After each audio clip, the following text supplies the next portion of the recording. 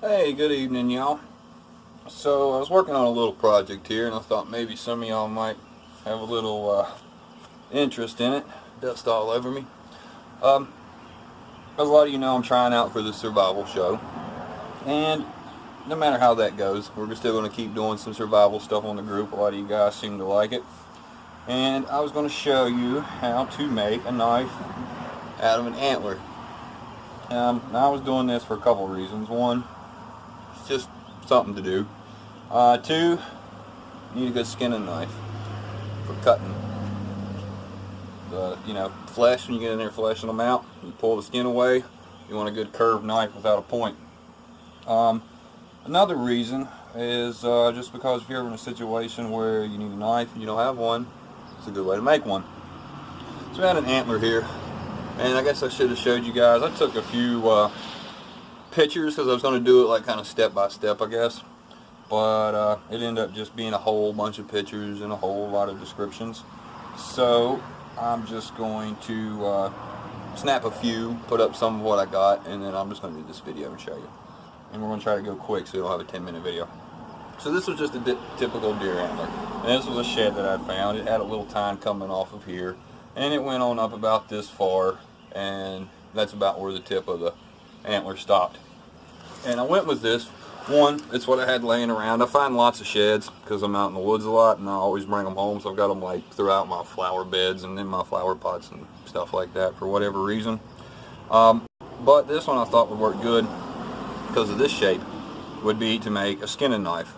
And this is going to be our handle here. The whole thing, it's not just an antler handle, the whole thing's going to be made out of an antler. And you'll have to overlook it right now because it's kind of in the process.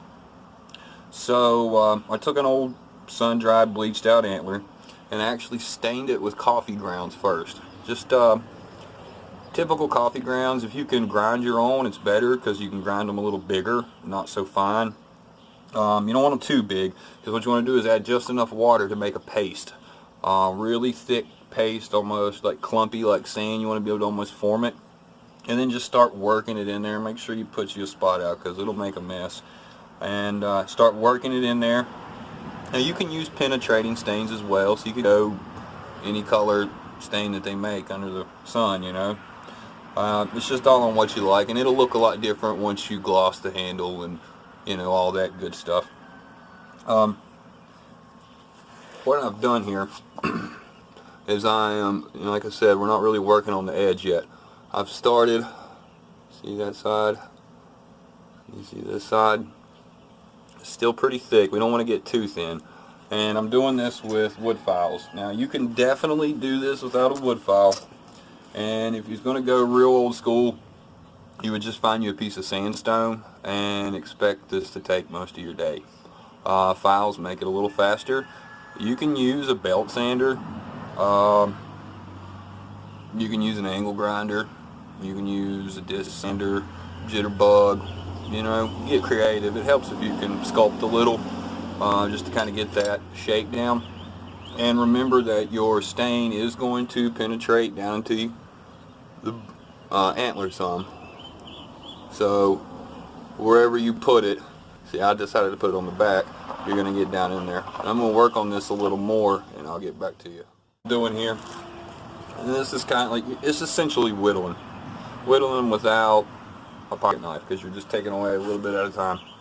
We're going to keep taking it away and taking it away. What I'm doing is I'm looking at the back side of my knife, and it ain't going to be perfectly straight, it's a deer antler, but I'm looking at the back side of my knife.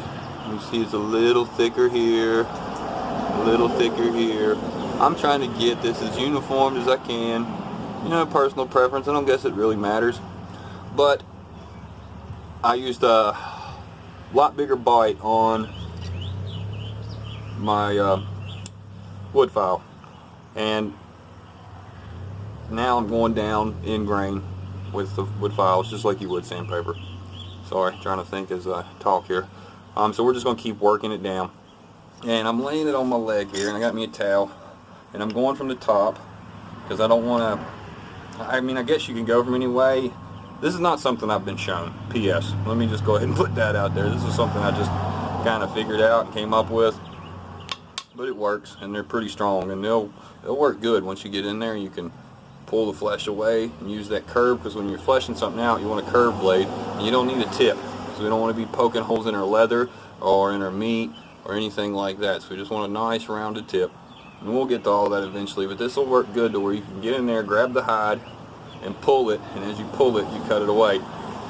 And you can also turn it upside down, that way you can get in there, and you can actually get a pretty sharp blade on these. It's obviously not going to hold as good as steel, but it's going to be better than nothing, unless you're lucky enough to have like volcanic glass or an ample supply of flint or whatever laying around that you might be able to just bust off a shard, because you can also do that for an improvised knife, but that's a whole nother story.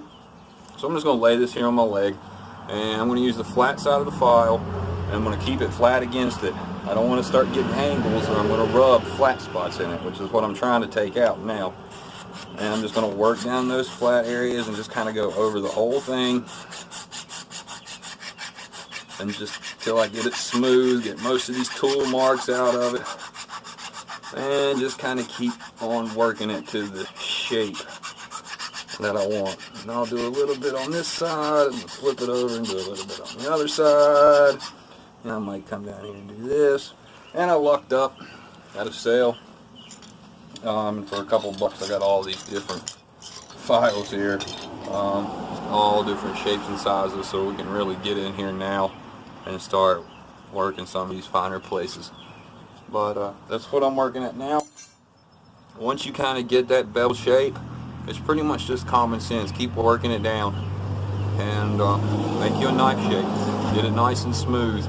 And then after you get it all done, especially if you got wood files, then we're going to go to sandpaper, which you wouldn't have in a survival situation. Again, you would just use sandstone and not worrying about it.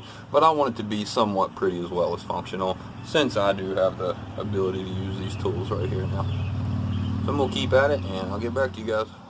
I've just kind of been going at it, and I know you're not going to be able to see a whole lot of difference, but any of you guys that's had experience with sharpening knives, I've got it down pretty smooth here.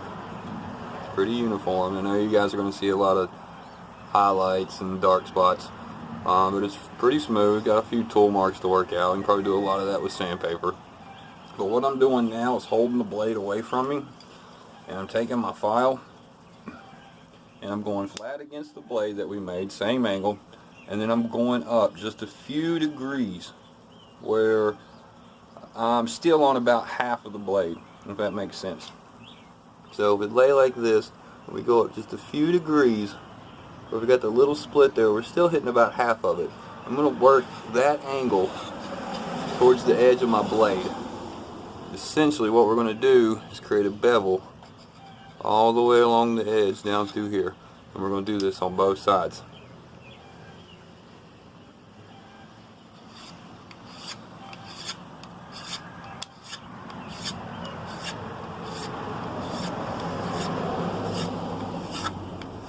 Now I usually just go in one direction. You can go back and forth to get it started. I've never had one chip or flake off on me yet, but pulling that file against that blade kind of worries me a little bit, and I'd hate to break a big chip in this or something. But even just that little bit of doing it, it's already starting to get a really sharp edge to it, and we ain't even got to like really fine stuff, sandpaper and things. So I'll keep it this, and then once I get that bevel worked out, well, let me show you here.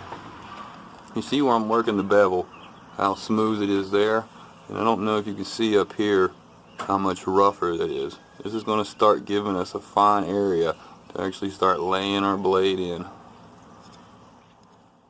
Scrunch down here where you can see me. Or you bring this up. I want to show you where we're at now.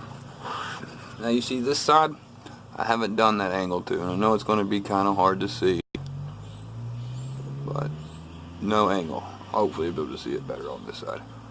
Now you see how there's kind of a flat spot going through there? That's what we were just talking about. And as I started to shape that flat spot, I increased that angle just slightly. We're still not sharpening, we're still filing. So we want to get this edge like this. And I'm probably going to go ahead and bring this up the blade just a little higher, because as we use sandstone or whatever we find out in the field, or just laying around. We want to put a new edge on this. We want to have a nice kind of a bevel down at the bottom. Look at a knife when you open it. It's going to taper thick side to thin side, and then at the end you're going to have this little beveled edge. We're going to put one over here.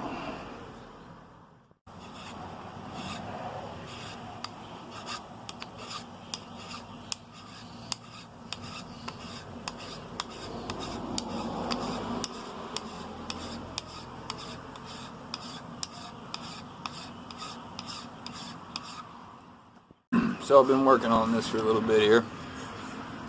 And again, I know on camera you're not going to see a whole lot of difference real fast. But you see that edge down through there. We've got it beveled out pretty nice. All the way through. Same on the other side. It's going to be a little harder to see. Maybe if I flip it upside down. Beveled edge all the way through there. And I've got my basic shape. I'm good with that. I like the curve to the end. I might work this just a little more. I don't want to point.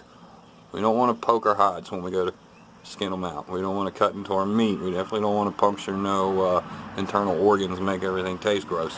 Because again, this is mainly going to be for skinning out.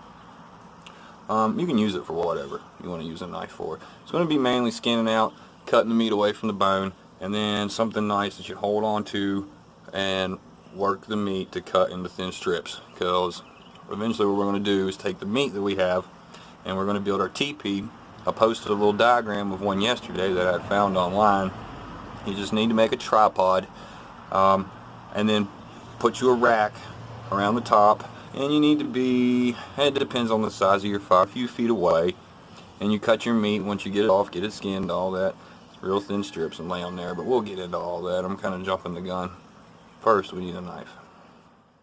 Just take a quick second and show you where I was at on our skinning knife out of a deer antler. So we've got the sides worked down good, both sides. And you can see the blade is a lot smoother. And I'll probably tweak on all of it just a little bit. It's already getting quite sharp. I know looking at it like that, you guys really can't see the blade. But it's actually starting to get quite sharp already. Now it's got a really good grip, just because it's deer antler, but I went ahead and took the round side of my file here and cut me some finger notches in there, which fits my fingers perfect. And it doesn't matter if I'm using it like this and cutting away at it, or if I flip it upside down and want to cut like this, or however I want to hold it. Those fingers just seem to line up perfect. So that's where we're at on it now. Now I'm going to start. I'm probably going to take it and tweak it just a little bit. I'll take some of my really fine files, tweak it just a little bit here and there, and clean these up some, and then I'm going to take the sandpaper to it. I'm probably going to go ahead and maybe get us a flat spot across here. Nothing too flat, but something that's more ergonomic to the shape of a hand. Like I said, the deer tine antler, it already has really great grip, hard to slip even when it's wet. But I'm thinking we'll go ahead and take that down a little bit more, because we had a little tine coming off of here that I took off, as you can see. So I might take that down more. Essentially, I'm just going to sit around, tweak it a little bit, and then next time you see me, I'll bring it back after I've hit it with some sandpaper.